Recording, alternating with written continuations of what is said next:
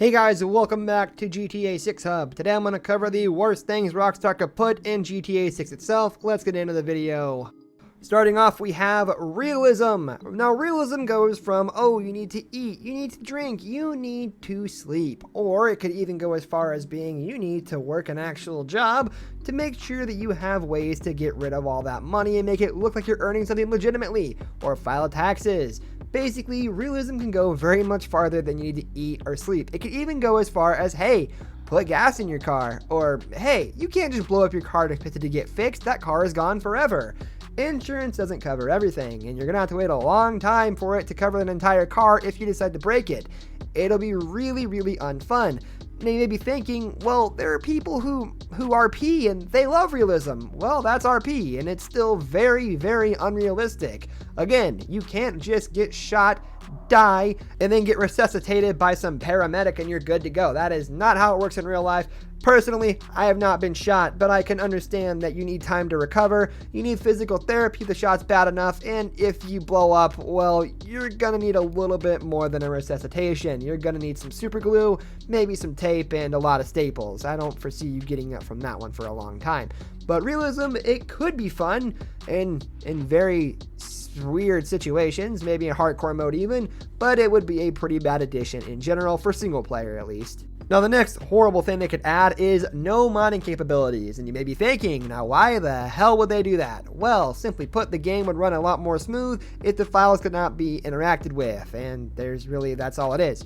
They would remove modding capabilities for a more stable game, which, I mean, GTA 5's port on PC is not the greatest, it's not the greatest, and that means, well, a GTA 6's port better be better, because the way it's going to run with all the specs you're going to need, I'll be lucky to run it with my 3080 and have it get over 60 FPS. I mean, trust me, I don't foresee this being a game that runs like butter. Maybe like chunky butter that's been left out in the sun for a couple weeks. Anyways, we need modding capabilities on PC at least, because, well, the game really is very limited, because I don't foresee them making any single player DLC either.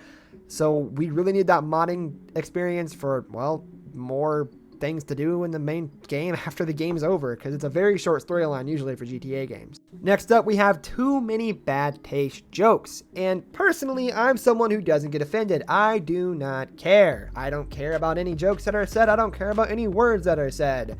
Still, watch it down in the comments, don't get too crazy. But many people do. We live in a very PC society, and the wrong joke can get an entire company canceled if we're not careful. So we have to be very careful. There's only a certain amount of things that a public apology on Twitter can do, you know? But GTA is known to really ride that border. I mean, there's been kidnapping jokes, eating people jokes. It's pretty crazy what they'll do in the games. And in 2021, so far, it's not looking pretty for all the wild jokes out there. Trust me, my Twitter's almost been canceled a couple times already.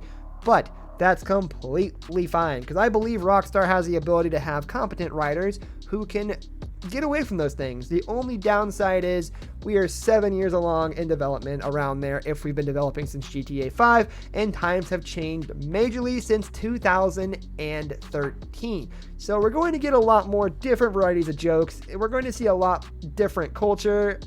I mean, they're updating current content in GTA Online, so it won't be that bad, but we'll see. Now, this one is going to be hard to say in GTA 6, so I'm going to go ahead and put in if they put in console exclusivity. There we go, look at that.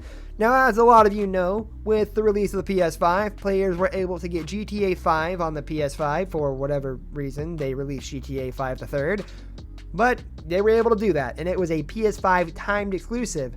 Now, if they decide to make the game completely exclusive to one console, that would be a terrible business decision. I don't see them doing that. However, what else is very, very, very, very, very annoying is making it timed console exclusives, because I don't want to see PS5 gameplay when I'm going to play on my PC and I can't buy the game for 6 months. I don't want to see that. That's really going to kill the vibe of the game, especially if I get a lot of stuff spoiled for me. So please, Rockstar, don't make any exclusivities. Just let it run free. That's going to do it for today's video, guys. Thank you for watching. If you enjoyed the video, leave a like on the video, and don't forget to subscribe to our channel. I'll catch you next time. Goodbye.